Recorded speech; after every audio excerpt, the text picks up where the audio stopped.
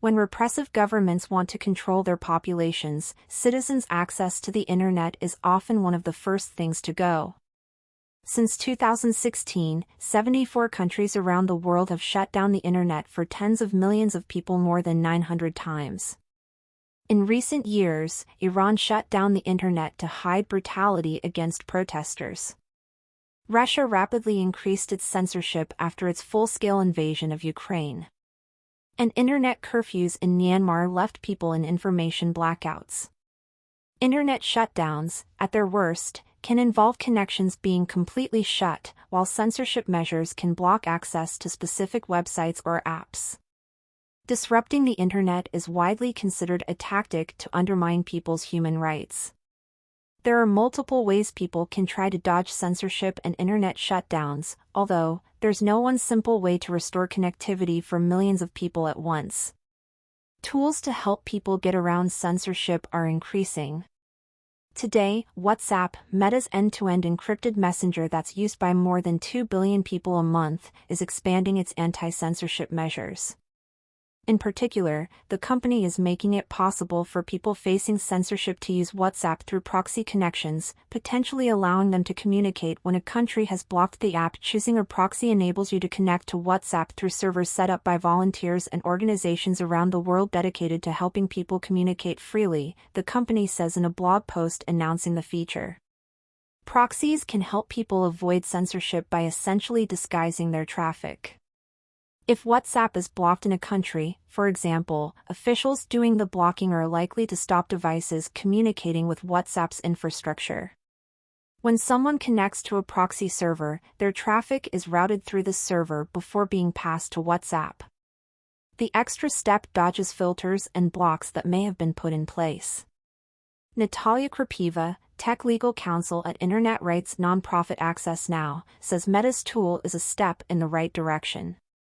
WhatsApp can be viewed as a critical infrastructure in many countries, so when it goes offline either because of targeted blockings or blanket internet shutdowns, people suffer as they are left unable to communicate and access life-saving information during critical events and crises, Krapeva says. WhatsApp says its encryption, which ensures nobody can snoop on your messages, including Meta, isn't impacted by using a proxy. WhatsApp isn't the first messaging platform to allow proxy connections, but the platform's scale makes it significant. Encrypted chat app Signal also allows people to set up and run proxy servers. It launched the service for Android in February 2021 and then on iOS in September 2022, both in response to Iran's blocking of Signal. WhatsApp says it is also launching proxy connections now because of the ongoing internet disruption in Iran. The country has been shutting down the internet for several months, following nationwide protests over the death of 22-year-old Mahsa Amini, who died in police custody.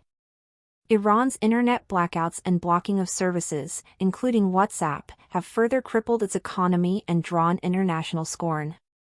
Analysts forecast that internet shutdowns cost the world $24 billion in 2022. Featured video. Scam fighters answer scam questions from Twitter. Most popular.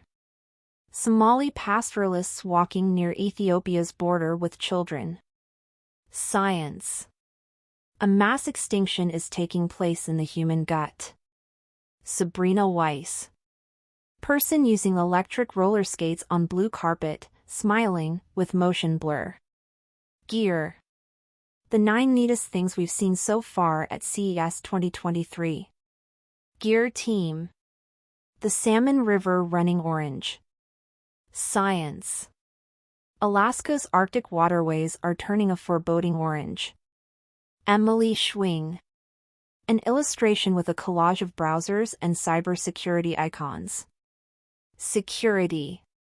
Yes, it's time to ditch LastPass. Lily Hay Newman. The company says it started putting the capability for proxies to be used in WhatsApp in the final few months of 2022 and is launching it now as most people are using a version of its app that can support proxies. In its blog post, the company says internet disruptions, like Iran's, deny people's human rights and cut people off from receiving urgent help. To connect to a WhatsApp proxy, people need to have the proxy's details. These can usually be found, when proxies are running, by searching social media.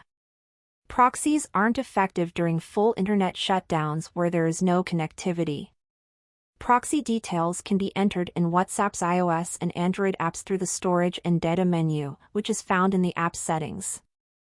WhatsApp says people wanting to set up proxy servers can use ports 80, 443, or 5222, and a domain or subdomain that points to the server's IP address. It has published detailed documentation on its GitHub page. As the number of internet shutdowns and disruptions has increased in recent years, the available censorship circumvention tools have risen as well.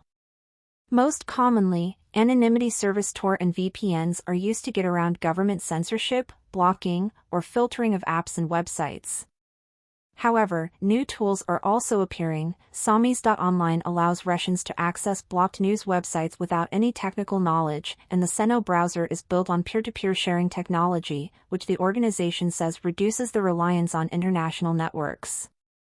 Ksenia Ermashina, a user experience researcher for Ceno and researcher with the Center for Internet and Society CNRS and Citizen Lab, says Ceno has been widely used during Iran's shutdowns, and WhatsApp's introduction of proxies may also help people communicate where the app is blocked.